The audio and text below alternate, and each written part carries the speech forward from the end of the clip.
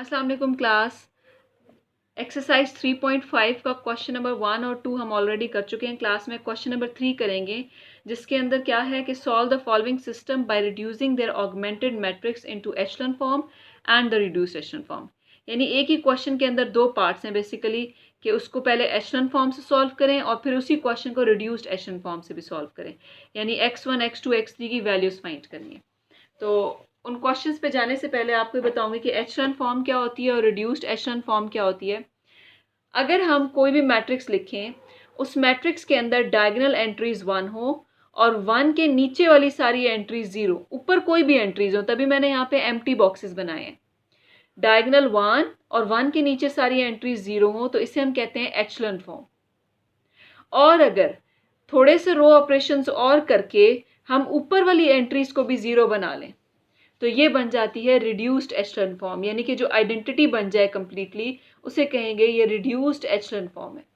तो इस क्वेश्चन को पहले हम एचेलॉन फॉर्म से सॉल्व करेंगे, फिर कुछ स्टेप्स और करके, रो ऑपरेशंस और करके, हम ऊपर वाली एंट्रीज को भी 0 बना के रिड्यूस्ड एचेलॉन फॉर्म में चले जाएंगे। तो क्वेश्चन स्टार्ट करते वक्त सबसे पहले हमने इसकी ऑगमेंटेड मैट्रिक्स लिखनी है। ऑगमेंटेड मैट्रिक्स क्या होंगे? x1 x2 और x3 के कोफिशिएंट्स। तो वो यहाँ पे क्या आएंगे? x1 का कोफिशिएंट क्या है यहाँ पे? 1 2 5। x2 के कोफिशिएंट्स क्या हैं? -2 3 -4। x3 के कोफिशिएंट्स क्या हैं? -2 1 एंड -3। और यहाँ लगाएंगे लाइन और ये सारे के सारे कॉन्स्टेंट्स हम यहाँ लिखेंगे। Matrix closed. सबसे पहले हमने बनानी है एचेलॉन फॉर्म से फाइंड करने हैं x1 x2 x3। यानी कि हमने डायगोनल को 1 बनाना है और उसके नीचे वाली सारी एंट्री 0। यहाँ पे मेन एलिमेंट 1 ऑलरेडी मौजूद है, मुझे उसके नीचे सारे जीरोस चाहिए। तो आपने रो ऑपरेशंस करने हैं उसी तरह से जैसे एक्सरसाइज 3.4 में आप करते आए हैं। 2 को 0 बनाने के लिए ये सेकेंड रो है, तो R2 -2 टाइम्स दिस R1। और 5 को भी 0 बनाना है तो कौन सी रो है? ये थर्ड रो है, R3 -5 टाइम्स R1। तो हमारे पास यहाँ पे रो इक्विवेलेंट मैट्रिक्स आएगी, R1 एज इट इज। अब रो 2 चेंज होने वाली है, 2 -2 times 1 is 0। 3 -2 times this -2। 1 -2 times this -2। 1 -2 times this -1। तो यहाँ क्या आएगा? 4 + 3 इज 7। यहाँ आएगा 4 + 1 इज 5 और यहाँ आ जाएगा हमारे पास 3। तो क्या हमारे पास वैल्यूज आई यहाँ पे? 7 5 एंड 3। Similarly row 3 -5 R1। 5 -5 times 1 is 0। -4 -5 times this -2 is 6। -3 -5 times this -2 is 7। 1 -5 times -1 is 6। अब अगला हमने क्या काम करना है? नेक्स्ट काम हमारा ये है कि मुझे यहाँ पे 1 बनाना है। तो यहाँ 1 बनाने का तरीका एक तो ये है कि इसको 7 से डिवाइड कर दें। अगर 7 से डिवाइड करेंगे तो फ्रैक्शंस बनना शुरू हो जाएंगे, वो थोड़ा टफ होता है सॉल्व करना। तो 7 - 6 करेंगे तो यहाँ 1 इजीली बन जाएगा। तो R2 - R3 कर लेते हैं। रो 2 छोड़ के बाकी सारी रोज एज इट इज लिख लेते हैं। ठीक है। रो 2 - रो 3, 0 - 0 is 0, 7 - 6 is 1, 5 - 7 is -2, 3 - 6 is -3। अब नेक्स्ट स्टेप क्या है कि इस 1 के नीचे वाली एंट्री मुझे 0 बनानी है। तो 6 को 0 बनाने के लिए क्या लिखेंगे? R3 -6 times R2। तो क्या हमारे पास रो इक्विवेलेंट मैट्रिक्स क्या आएगी? रो 3 को छोड़ के बाकी सारी रोज में एज इट इज लिखने लगी हूँ।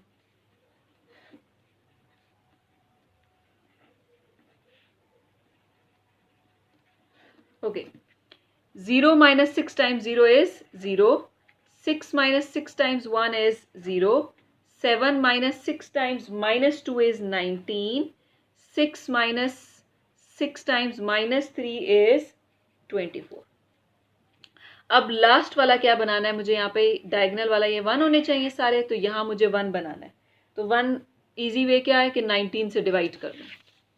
तो थर्ड रो को मैं अब डिवाइड करने लगी हूँ 19 के साथ, यानी 1/19 टाइम्स R3।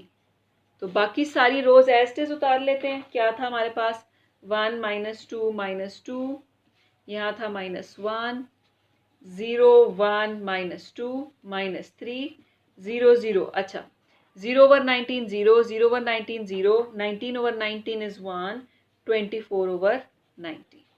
अब आप देखें डायगोनल आपके पास 1 है और उसके नीचे सारी 0 हैं, तो ये आपके पास बन गई है एचलन फॉर्म।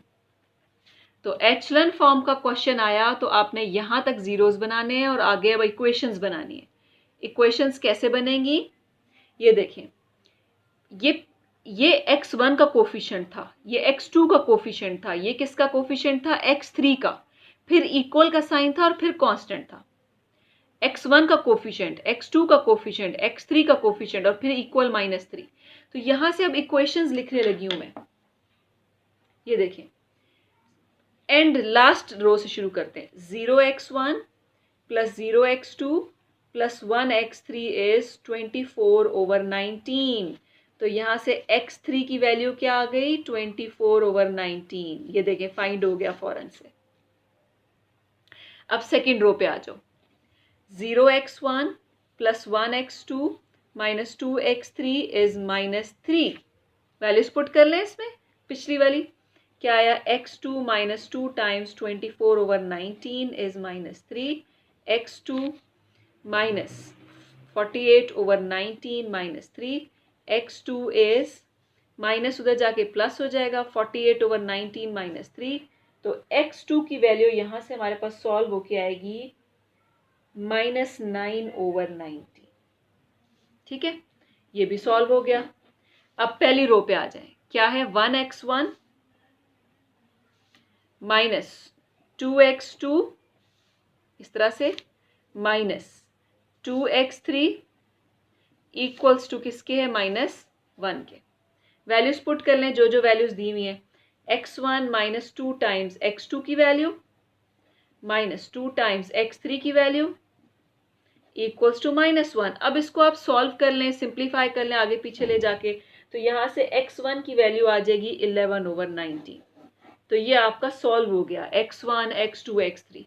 एचलन फॉर्म कहेंगे तो यहां तक करना है। लेकिन अगर क्वेश्चन आ जाए कि आपने रिड्यूस्ड एचलन फॉर्म करना है, अगर क्या क्वेश्चन आ जाए कि आपने इसको सॉल्व करना है यूजिंग रिड्यूस्ड एचलन फॉर्म, तो हम ये इक्वेशंस नहीं बनाएंगे, हम इधर से आगे कंटिन्यू करेंगे। ये सवाल जो चल रहा था इसको आगे कंटिन्यू करेंगे। क्या मतलब आगे कंटिन्यू करने का, यानी ये भी 0 बनाएंगे, ये भी 0 बनाएंगे और ये भी 0 बनाएंगे। 3 स्टेप्स और आएंगे यहाँ पे, ये इक्वेशंस अभी नहीं आएंगी। अगर रिड्यूस्ड एचलन फॉर्म का क्वेश्चन आया तो आपने इससे अगला स्टेप करना है, यानी ये भी 0 बनाने हैं। तो इसको मैं 1 कह दूं, तो यहाँ हम लिखेंगे रिड्यूस्ड एचलन फॉर्म के लिए कंटिन्यू फ्रॉम 1। उसको उतार लूँ मैं यहाँ पे, वो क्या थी मेरे पास मैट्रिक्स, मैं यहाँ उतार लेती हूँ। वो जो एंड में एचलन फॉर्म वाली आ रही थी रो इक्विवेलेंट, वो आ रही थी मेरे पास 1 0 0 -2 1 0 और -2 -2 1 लाइन थी, -1 -3 24/19 ये था। एक दफ़े रीचेक कर लेती हूँ, हाँ यही है। ठीक है, अब मुझे क्या करना है, इस 1 के ऊपर भी 0 बनाना है। तो ये आएगा R1 + 2 टाइम्स R2। चलें, रो 1 को छोड़ के बाकी सारी रोज तो एज इट इज आ जाएंगी।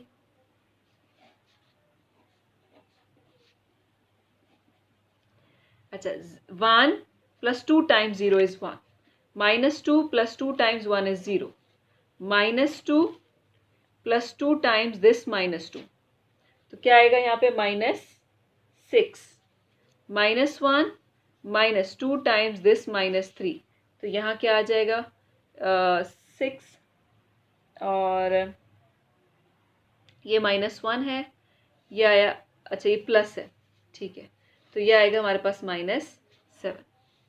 अब इस 1 के ऊपर वाली ये दोनों एंट्रीज मुझे 0 चाहिए, ठीक है।